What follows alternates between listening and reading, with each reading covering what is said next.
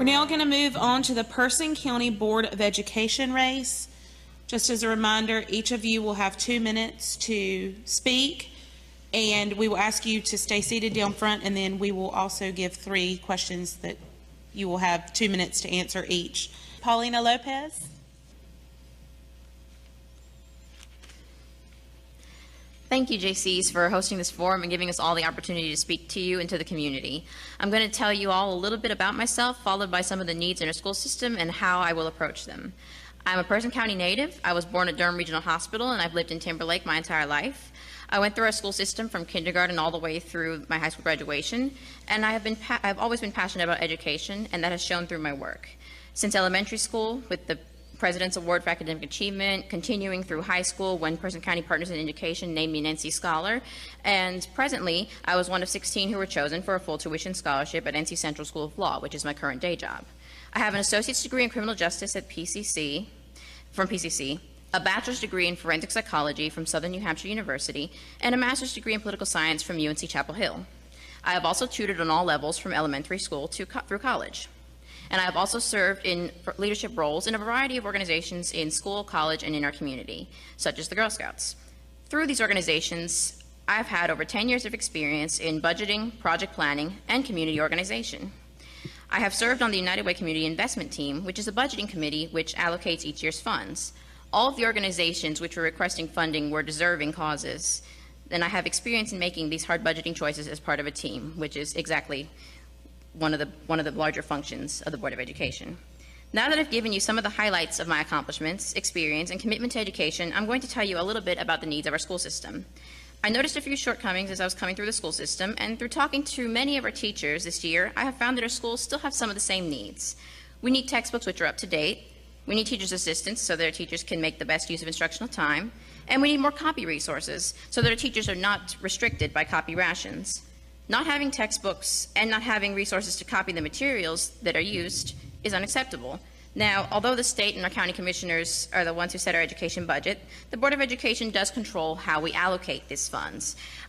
We can address our teachers' and students' needs for textbooks, teachers' assistants, and copy rations by prioritizing them in the budget. These are the things which our teachers have said we need to improve, so they must come first. As a member of the Board of Education, I will continue to have this open communication with our teachers, parents, and students to meet our school's needs. A vote for me, Paulina Lopez, is a vote to equip our teachers with supplies and assistance they need to prepare our students for success. Thank you.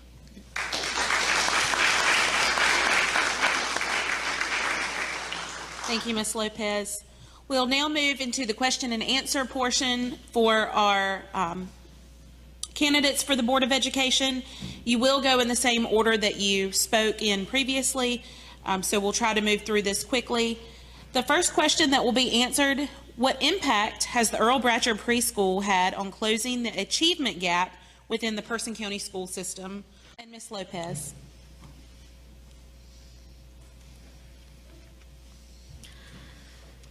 Volunteering with or listening to a presentation by organizations such as the Partnership for Children, or studying childhood development, early childhood education, or related fields of study tells us that the preschool years are the formative years for a child's reading skills and thus learning potential. In order for children to learn in school and keep up with their peers and achievement standards, they must be able to read at or above grade level. Sadly, not every child in this county is fortunate enough to have stay-at-home parents who can sit down with them and give them the regular one-on-one attention required to establish good foundational skills in reading comprehension and good reading habits for life. That is why we need preschool programs and community programs to help bridge that achievement gap. As with any endeavor in life, if you start out behind, you'll have difficulty catching up.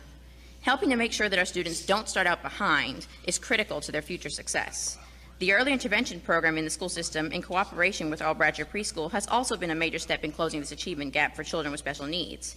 By putting these children in a classroom setting before they start school with smaller groups of similarly abled children and specialized teachers, connecting parents and students with a variety of resources, this program has helped many of our students, including my little brother, to identify the strengths, weaknesses, and techniques for both, which will help them succeed in school and in life. All in all, the widespread positive impact of Earl Bradsher Preschool and its partner programs on closing the achievement gap in our school system is evidenced by the students who go through the program entering the school system with a more equal footing and a stronger foundation than they had before, giving them a better opportunity to achieve their full potential.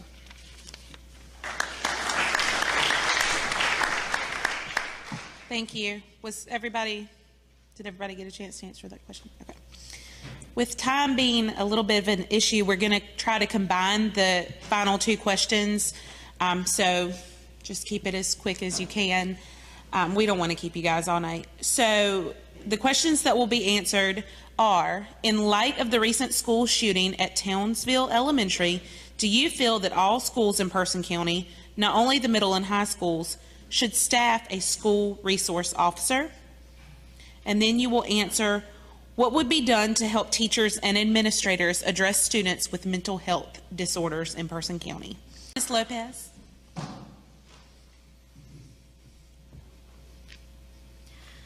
It's sad that we have to worry about our teachers and students being the targets of violence in our schools. Although the presence of an SRO is not guaranteed to prevent such attacks, we should take any reasonable precaution that is in our power to ensure the safety of our students, teachers, visitors, and staff. SROs sometimes find weapons in students' possession when they do random searches. Now, most of the time, these are little pocket knives or things that they might have forgotten in their car or in their bag. But if a student brings a weapon to school with the intention of harming anyone, having SROs present and doing those random searches of lockers and bags greatly increases the likelihood that they will find these weapons and prevent violence before it occurs. As for the funding, since our schools are now sharing music teachers on a rotating basis for funding, we can do something similar with SROs to make sure that at least part-time there are SROs at any given school. As for mental health, first of all, we need to ensure that our school counselors' jobs are provided for in the budget, as they are a valuable resource and one of the first avenues of recourse for mental health for our students. The biggest problem with mental health services in this country, which deters people from seeking help when they need it most, is the stigma. We can make sure our teachers and staff are trained to recognize that mental health disorders are medical issues and make sure that students' concerns are validated and respected. We also need to teach our students to treat mental health concerns in this way. This training for our teachers will not take any additional time or resources, as our school counselors can provide it on an already scheduled professional development day, such as on an early release day. We should incorporate this aspect of mental health into our health curriculum as well, to make it personal to our students and to drive the point home. Addressing mental health in this way will increase students' understanding of mental health as part of overall health. This will help to decrease the stigma and increase the likelihood that instead of resorting to desperate measures, a student in need will seek help. When I was at Helena Elementary School, our guidance counselor, Mrs. Miller, would come to each classroom once a month to talk to us a little bit about these issues, tell us how we can reach her, and give away a candy bar at the end. It was a pleasant experience, and it made us all aware of the counseling available to us. Establishing this awareness at an early age helps students to understand it is a normal part of life. This is what our counselors are there for, to help with this important but often ignored aspect of our students' development. My counselor at Southern Middle School, Ms. Olk, gave me advice on how to handle confrontational bullies and de-escalate the situation. She had a profoundly positive impact on me at a time when I was finding myself. In senior year of high school, there's a scholars banquet to which you get to invite a teacher who made an impact on your life. Although there were multiple teachers whom I could have chosen, I chose Ms. Olk. This is what our counselors are there for, to help our students. Presenting mental health as something that you not just think about when you have a problem, but rather as a normal part of taking care of yourself and health in general, is important to ensuring our students' success and preparing them to handle the stresses they will encounter in school and in life. Making sure that we make time for mental health awareness in our schools, keep counseling services available to our students, and teach mental health as a legitimate, normal, and essential part of overall health is vital to ensuring our students know that it is okay to need help and are comfortable in seeking it. Thank you. Thank you, Ms. Lopez.